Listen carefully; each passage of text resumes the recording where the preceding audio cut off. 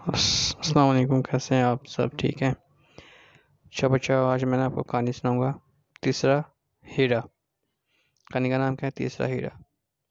کہتے ہیں کسی گاؤں میں ایک نوجوان رہتا تھا۔ پوری دنیا میں اس کا ایک بوڑھی دادا کے علاوہ کوئی نہ تھا،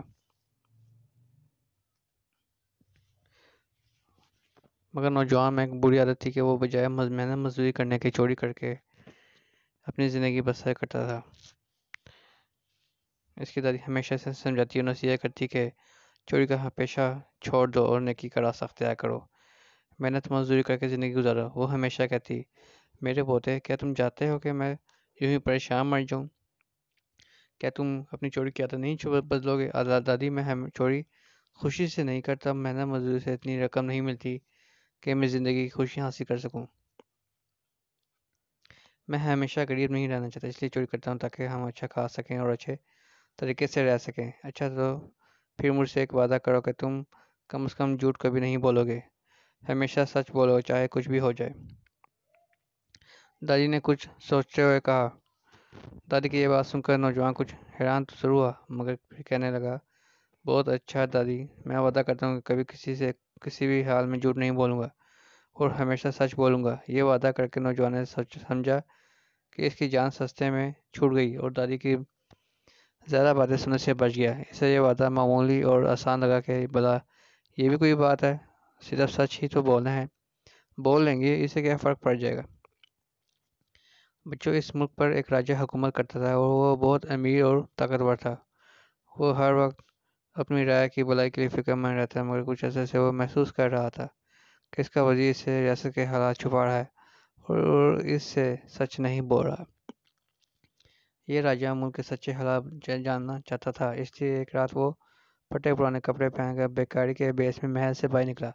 اس کا ارادہ تھا کہ وہ چھپ کر اپنی رعایا کا حال جاننے لگا۔ وہ بیکاری کے بیس میں چلا جا رہا تھا کہ اس کا سامنے گلی میں اسی نوجوان سے چور سے ہو گیا جو دبے پاؤں ایک طرف جا رہا تھا۔ تم کون ہو اور کہاں جا رہے ہو؟ بادشاہ نے اسے پوچھا۔ نوجوان نے اسے بیکاری سمجھا اور جھوٹ بول کر جان چھوڑنے کی کوشش، مگر پھر اسی وقت سے اسے اپنی دادی سے کیا گیا وعدہ یاد آ گیا کہ کبھی کسی سے بھی جھوٹ نہیں بولنا۔ اس لیے نوجوان کہنے لگا، میں ایک چور ہوں اور راجہ کے محل میں چوری کرنے جا رہا ہوں۔ میں نے سنا ہے وہاں بہت دولت ہے۔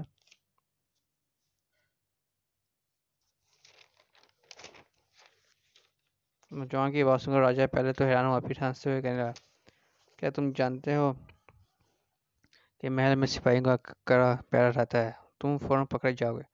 میں جانتا ہوں، مگر کوئی نہ کوئی طریقہ تو نکال ہی لوں گا محل کے اندر گھسنے کا۔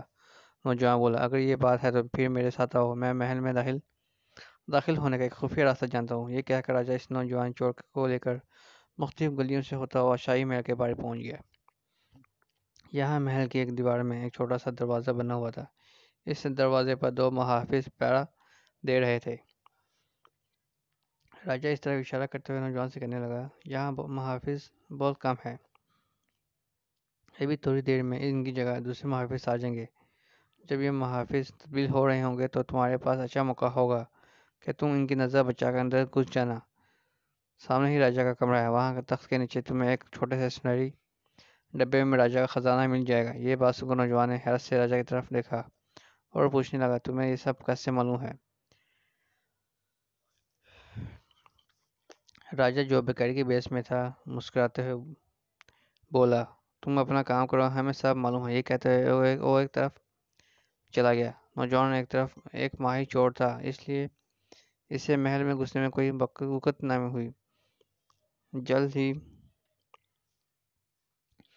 ہی اس کو شاہی کمرہ مل گیا اور وہاں تخت کے نیچے سے سنہری ڈبہ بھی نظر آیا۔ جب اس نے ڈبہ کھولا تو اس کے اندر چمکتے ہوئے 3 بڑے بڑے ہیرے تھے۔ ایسے ہیرے اس نے اپنی پوری زندگی میں پہلے کبھی نہیں دیکھے تھے۔ ایک ہیرا تھی اتنا قیمتی کہ وہ اسے بیچ کر ساری عمر گھر بیٹھ کر کھا سکتا تھا۔ اس نے خوشی خوشی وہ تینوں ہیرے اپنی جیب میں ڈالی اور خوشی کے مارے اس کے پاؤں زمین پر نہیں ٹک رہے تھے۔ وہ سوچ رہا تھا کہ اب میں بہت زیادہ امیر ہو جاؤں گا۔ جب وہ پلٹنے لگا تو اچانک سے دل میں خیال آیا کہ کیا مجھے واقعی ان تینوں ہیروں کی ضرورت ہے؟ اس کے دل میں نے جواب دیا، یہ ہیرے بہت قیمتی ہیں، صرف 2 کو بیچ کر ہی اتنی دولت مل جائے گی جو ساری عمر کے لیے کافی ہوگی، اس لیے زیادہ لالچ اچھا نہیں۔ ایک ہیرا ایسے ہی چھوڑ دیتا ہوں۔ نوجوان نے اپنے دل کی بات مانی اور ایک ہیرا سنہری ڈبے میں واپس رکھ دیا۔ اس کے بعد وہ احتیاط سے جیسے ہی محل میں داخل ہوا تو ویسے ہی واپس باہر نکل گیا۔ جب وہ باہر آیا تو اس نے دیکھا کہ ایک تاریک گوشے میں وہی بیکاری اس کا انتظار کر رہا تھا۔ چور کو دیکھتے ہی وہ نکل کر سامنے آیا اور نوجوان سے پوچھنے لگا، کیا تم نے اپنا کام مکمل کر لیا؟ ہاں، مجھے سنہری ڈبے میں 3 قیمتی ہیرے ملے تھے، لیکن میں نے صرف 2 ہی چرائے ہیں۔ ایک میں نے وہی ڈبے میں رہنے دیا۔ اس بار بھی اس نے اپنی دادی کے ساتھ کیے گئے وعدے کے مطابق صرف سچ ہی بولا۔ اس کے بعد وہ کہنے لگا، بابا، اس کام میں تم نے میری مدد کی ہے، اس لیے ان ہیروں میں سے ایک کے تم بھی حقدار ہو۔ یہ کہتے ہوئے اس نے ایک ہیرا اپنی جیب سے نکالا اور اس بیکاری کو تھما دیا۔ وہ بیکاری سے دعائیں دینے لگا۔ چور مسکراتا ہوا اپنے ہیرا پر چلا گیا۔ بیکاری کے بیس میں راجا چپ کر اس کا تعاقب کرنے لگا۔ وہ نوجوان سیدھا اپنے گھر چلا گیا۔ راجا نے اس کا گھر دیکھا اور چپ چاپ اپنے محل واپس آ گیا۔ بیکاریوں والے کپڑے اتارے اور آرام سے سو گیا۔ اگلی صبح اس نے اپنے وزیر کو بلایا اور کہنے لگا، مجھے معلوم ہوا ہے کہ کل رات میرے کمرے میں چوری ہوئی ہے۔ جاؤ دیکھو اور آ کر مجھے بتاؤ کہ کیا چوری ہوا ہے۔ وزیر بھاگتا ہوا راجا کے کمرے میں گیا اور اس نے تخت کے نیچے سے وہ سنہری ڈبہ نکال کر کھولا تو اسے وہاں صرف ایک ہیرا نظر آیا۔ اسے دیکھ کر وزیر حیران آ گیا اور سوچنے لگا کہ کتنا عجیب اور بیوقوف چور تھا جو تینوں ہیرے لے جانے کے بجائے صرف 2 ہی لے گیا اور ایک چھوڑ گیا۔ اس نے فوراً تیسرا ہیرا اٹھا کر اپنی جیب میں ڈال دیا اور سوچنے لگا، یہ ہیرا میں اپنے پاس رکھ لیتا ہوں۔ راجا سمجھے گا کہ چور تینوں ہیرے لے گیا ہے، کسی کو کیا پتا چلے گا کہ تیسرا ہیرا میرے پاس ہے۔ وزیر نے وہ ڈبہ لے جا کر راجا کے سامنے رکھ دیا، کہنے لگا، حضور، سارا خزانہ چوری ہو گیا ہے، چور تینوں ہیرے لے گیا ہے۔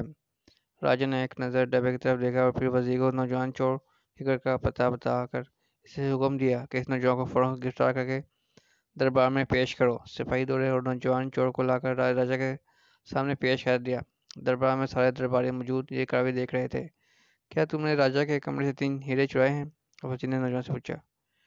چونکہ نوجوان سچ بولنے کا عہد کر چکا تھا اس لیے کہنے لگا، ہاں، میں نے چوری کی ہے، لیکن میں نے 3 ہیرے نہیں چرائے۔ میں نے ایک ہیرا ڈبے میں ہی چھوڑ دیا تھا اور صرف 2 ہیرے چوری کیے تھے۔ تم جھوٹ بول رہے ہو، تم نے 3 ہیرے ہی چوری کیے ہیں۔ کون سا ایسا چور ہو جو 3 ہیروں میں سے 2 تو لے جائے اور ایک چھوڑ جائے؟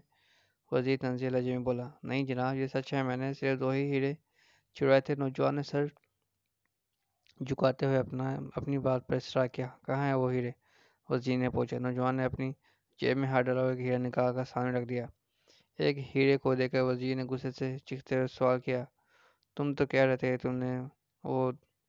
تم نے 2 ہیرے چرائے ہیں، یہ ایک ہیرا ہے، دوسرا کہاں ہے؟ دوسرا ہیرا میں نے اس بیکاری کو دے دیا تھا جس نے اس چوری میں میری مدد کی تھی۔ نوجوان نے جواب دیا، تم جھوٹ بول رہے ہو۔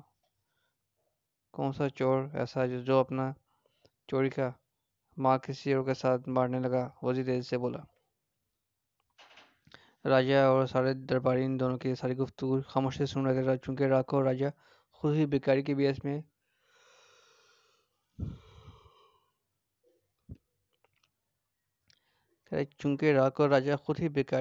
میں چور سے ملا تھا، اس لیے وہ بول پڑا، یہ نوجوان جھوٹا نہیں، یہ سچ بول رہا ہے۔